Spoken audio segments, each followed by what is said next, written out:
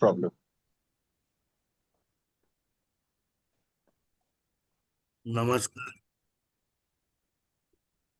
We would like to welcome you all on behalf of Independent Research Ethics Society, AYUSH SAMRIDDHI International Webinar Series at the milestone of 2468, and we are creating awareness on World Day Against Child Labor. Because child labor is not the matter for celebration.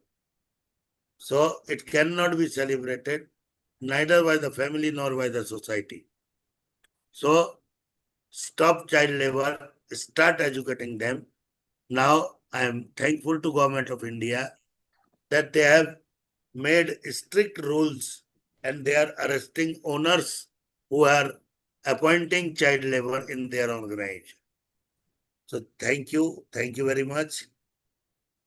I would like to welcome Dr. Suparna Sanyal Mukherjee, Associate Professor and HOD, Department of Education, School of Humanities, Sivacom Skills University, Bolpur, West Bengal. I would like to welcome Dr. Sakat Kumar Basuji, Executive Research Director, Performance Seat, Lethbridge, Alberta, Canada, and West Bengal. So welcome both the speakers, because you are really ambassadors of humanity and speak on each and every good topic relevant to the society. Thank you very much. I would like to invite Dr. Suparna Sanyal Mukherjee Madam for her blessings. Thank you very much. Thanks a lot. Very good evening to the all dignitaries over here. I'm really thankful and grateful to the Ayush Samriddhi platform who has given me such an opportunity for the presentation. And this child labor is a very serious issue at this present juncture. So I'm sharing my PPT. Welcome, welcome.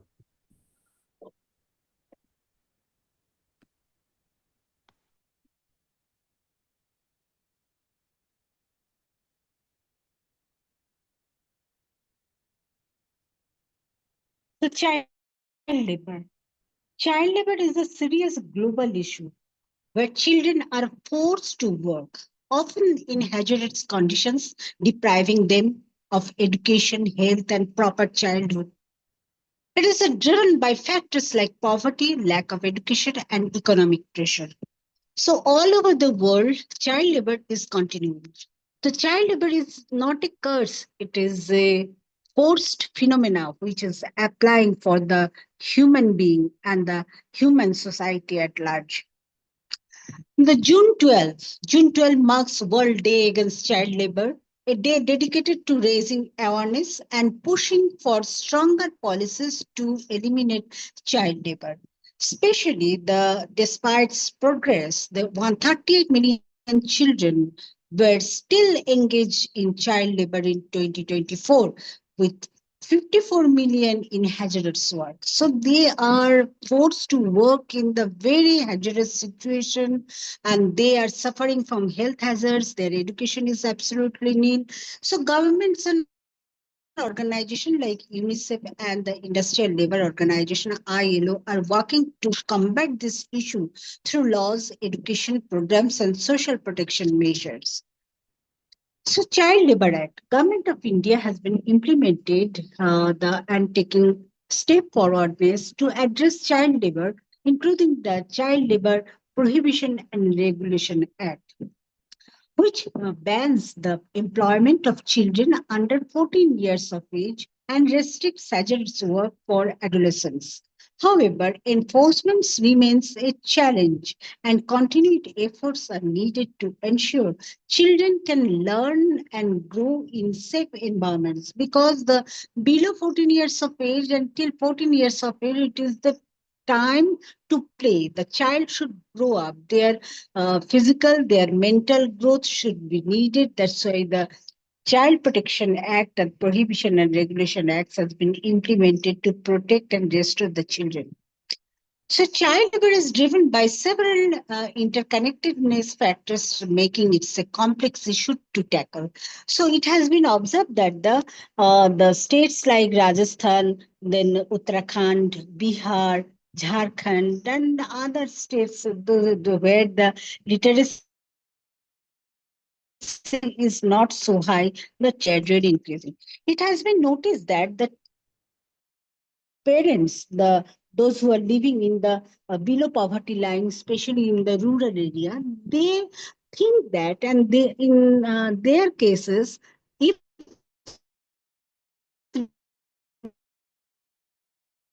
they have the one child, they consider it is a one rupee.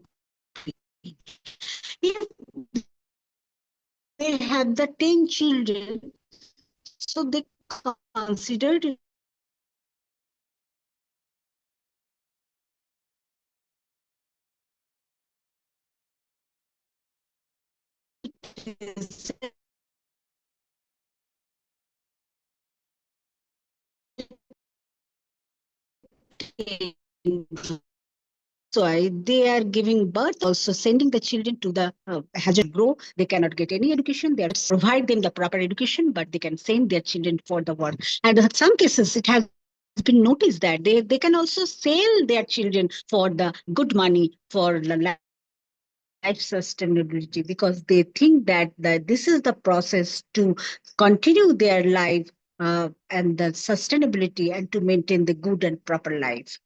So, lack of access to quality education. Many children either don't have schools nearby or face barriers like high costs, the poor infrastructure, or the inadequate teaching. So, in the rural cases, there is a teacher, the lack of teacher, teaching learning process is very poor, and people couldn't go to the school, and there is no teacher should come to their school houses or giving the education. This system is totally stopped. So education is totally nil. That's why they are also forced to the work for their betterment and for their life sustainability. And the economic pressure on families like unemployment, underemployment, and debt force families to send children to work. So they are introducing the heavy work, the machinery work. They are introducing to the the industry, and they are working hard work, and they are getting money. If they are getting the small amount of money, they are also implement to the heavy work. That's why they can earn the good money, and it is thing that the family should be run through for this the heavy money. So economy and child labor, growth of the informal economy. Many industries operate outside formal regulation, especially the lack of awareness. Some parents believe child labor builds character or is necessary for survival, unaware of the long-term harm and conflicts and mass migration, displacement due to the worst natural disasters or economic instability increases the child labor risk. And the cultural and social norms in some countries, child labor is seen as a tradition or necessities. So education of child labor is also very important part of this case of the children. So eradicating child labor requires a multi-pronged and the pronged approach involving strong laws, enforcement, education, and social support. Governments, at the same way, the NGOs and the communities play a crucial role in eliminating this issue. So education is needed first to eradicate the child labor. So, what are the key strategies? Key strategies for eradication: the strict laws and enforcement.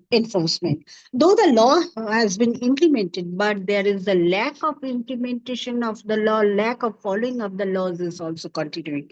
Countries like India have laws such as the Child Labor Prohibition and Regulation Act, but enforcement remains a challenge. And education and awareness, which ensure the free quality education for all children, reduce child labor risk. The economic support for families like poverty is a major driver for child labor. Financial aid, skill development, and employment programs help families avoid sending children to work. At the same time, rescue and rehabilitation, so special task force conduct drives to identify the rehabilitated child laborers, enrolling them in schools. Community participation also very needed, and it has been observed that the local governments and organizations conduct awareness campaigns and encourage reporting of child labor cases, and they also protecting the child labor. And recent efforts which have been emphasized that the West Godavari district launched a month-long drive to rescue and rehabilitate child laborers. Mysuru districts of the observing that the World Day Against Child Labor on June 12, followed by the spot inspections to identify child laborers.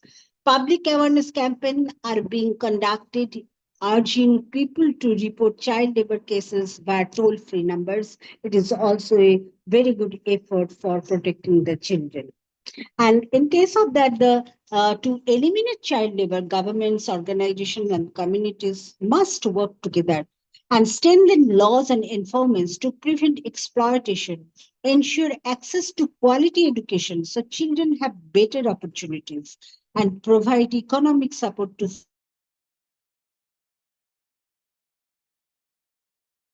families to reduce dependency on child labor. Of child labor, ending child labor is not just about policy changes. It requires social commitment to protect children and ensure they grow up in safe, nurturing environments. A future without child labor is possible if we prioritize education, economic stabilities, and child rights. So, children are the future of the nation. If we think and if we can take it in our consideration that the children are the future of our nation, future of our society, future of our country, future of our the whole world, then only we can protect the children. And the Ayush has a very good important part of these children because Ayush can generate the awareness program. At the same time, Ayush can give them the teaching, and if there is no teaching learning processes available, so Ayush can give the teaching learning, generate teaching learning process, so they can get the proper education, and they should know the what is the implementation of the Ayush and what is the necessity and the significance of the Ayush. Then they can enrich themselves by the Ayush, and it is also needed for the betterment of the life sustainability. Thank you very much. Thanks to the all for your kind cooperation. Thanks a lot. Thank you very much madam. बहुत शानदार presentation और oration दोनों, बहुत शानदार। Thank you very much. मैं अब doctor Shaikat Kumar Basu को सादर आमंत्रित करता हूं उनके विचारों। Doctor Shaikat Kumar Basu please. Doctor Shaikat Kumar Basu ji, am I audible to you? Shaikat ji, Shaikat ji, I am confident I am audible to you. Shaikat ji,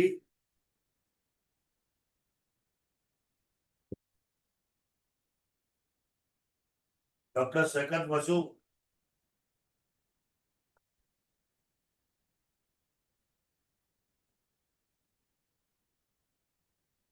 doctor Shaikat Kumar Basu ji,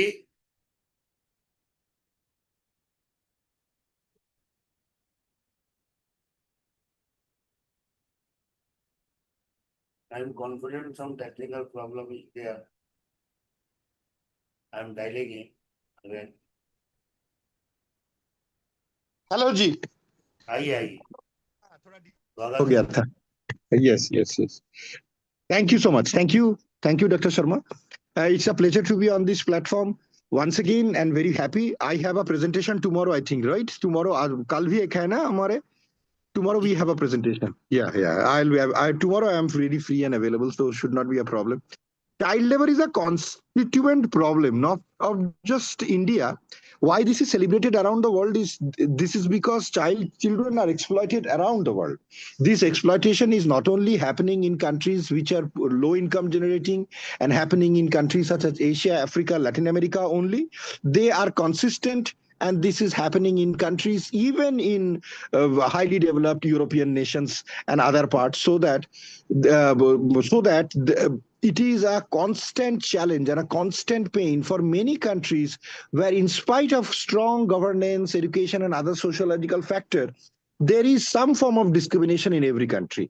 There are some sections that are extremely poor, and these vulnerable sections are the ones that are being mostly exploited. It is almost similar to how it operates, particularly in case of girls or young underage girls across the world, how they are trafficked into the flesh trade.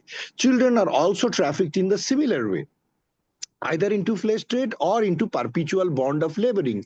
Even today, like in India, if you are visiting in many states, you will find that there are hidden areas where children are being put into labor. So they are working in the brick kilns or they're in the small factories and stuff. And in many cases, if you do a sociological studies on the families from which these children are coming, you will find that they are under such abject poverty.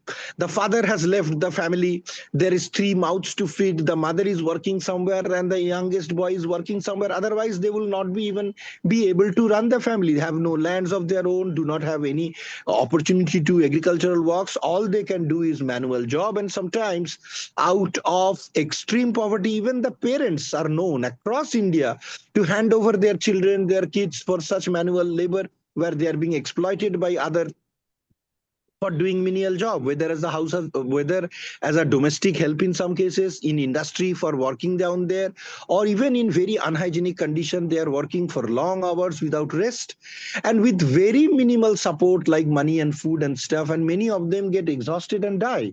There has been many NGOs which are working around the world, across countries or cross borders, who have been working towards helping in getting the children free from their bondages, trying to bring them back into their system, to provide them with education and stuff. But I am going to learn from many of these NGO authorities that this thing is not very working. They say that after a lot of time, after a lot of effort, lot of time that they have done, it is becoming extremely difficult, extremely challenging for them to retain them in their safe houses. So, for example, there are children, boys and girls, that they have saved from a bilkin or some kind of a place where they were having abuse. They are brought into safe houses. They are brought into some kind of an orphanage, and education and care being given. I do not see these education, care, and stuff. They're talking of very high quality because our NGOs and stuff are limited in their funding. But they say that it is very difficult to retain these boys and girls. They are again running out from their safe shelters. And they have said that in many cases, though, they are going back to the same places from where they have rescued them. Whether it is working in some factories, brick kilns, or domestic help, whether they are involved in flesh trade, both male and female, they are going back to there because they get addicted to that lifestyle. The little bit of money that they are making has added and given them some independence. So in spite, when they're bring into these ashrams or some kind of orphanage, they find it very difficult to restrict and restrain themselves and to satisfy their needs within the four walls of these general practices. So it is a continuous and a constant challenge for people who are working in these areas, that not just recovering these helpless children from the bondages that they are being engaged, but even after clearing them from their bondage, and they are running away from the shelters and going back to the same place from where they have once collected and tried to protect them. The basic reason at the end comes to the part that is overpopulation. Poor families do not have enough to meet their ends meet, but in spite of the fact, they think that having extra children will help them to earn extra, and as a consequences, they are having more children. They have no provisions, no way to support them, no education, nothing. And whether boy or girl, they are getting into trapped into this trade. This is a vicious cycle, and this is not just the story of India.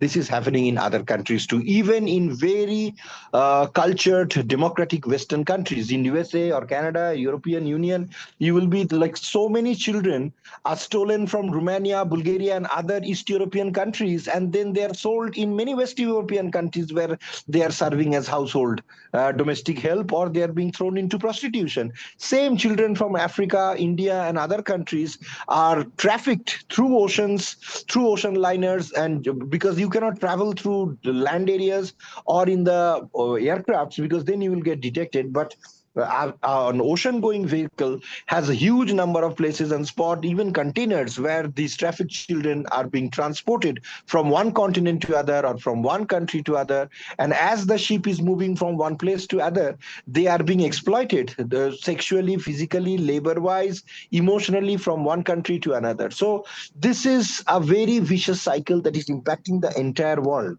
The solution lies in the place that we have to remember now, that the wealth of the people of the global resources share is only around 5% of the people, top 5%, industrialists, politicians, people who are earning money, celebrities, they are the one who are holding this money.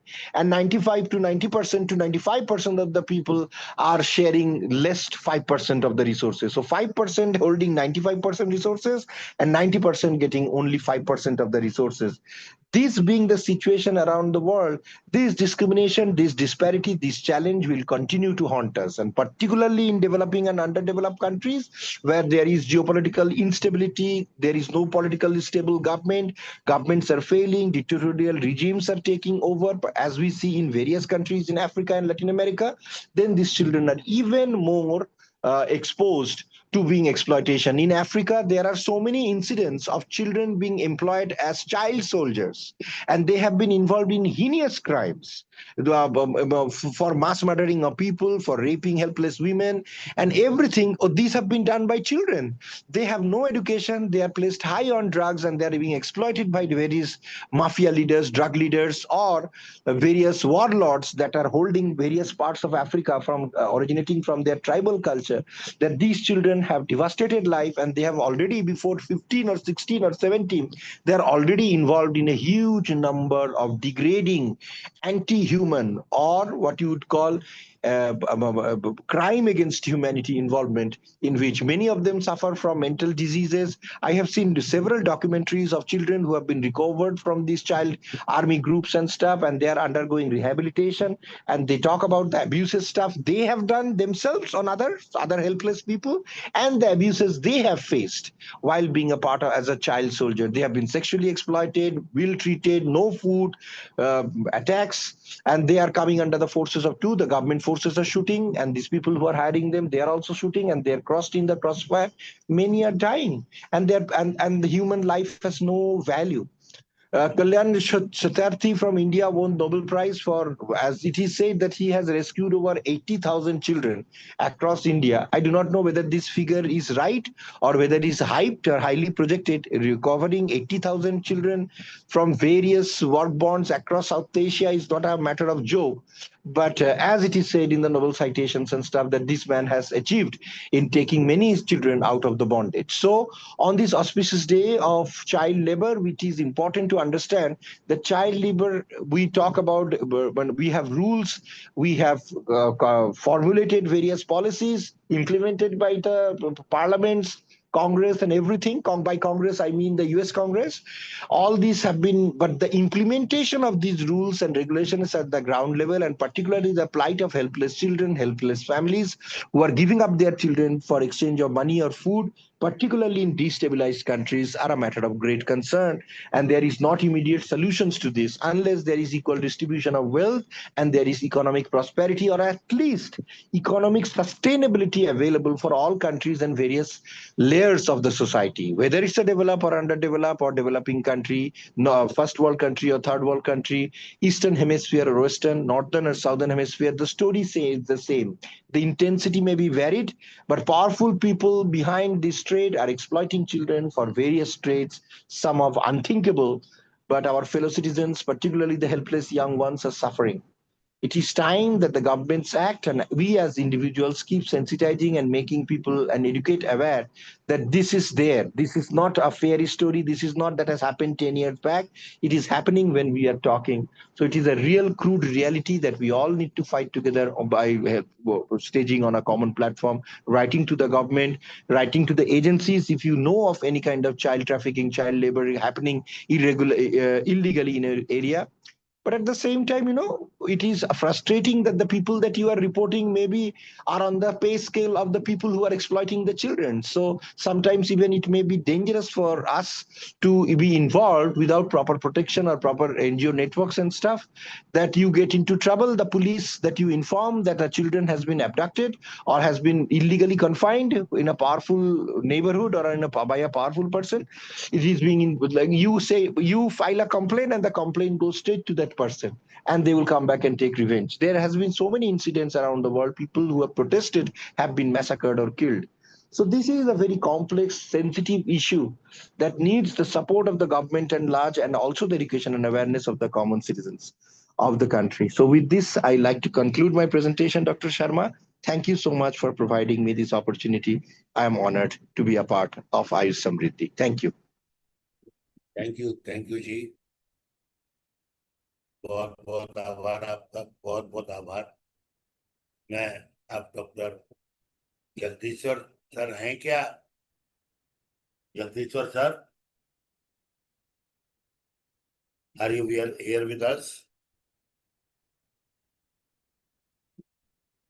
क्योंकि ये एक ऐसा problem है जो हर जगह है, not only in India, may be Telangana also. तो thank you very much for your nice presentation. Thank you Shekhar ji. 16 को निकल रहा हूँ। Good night. Good night. Thank you.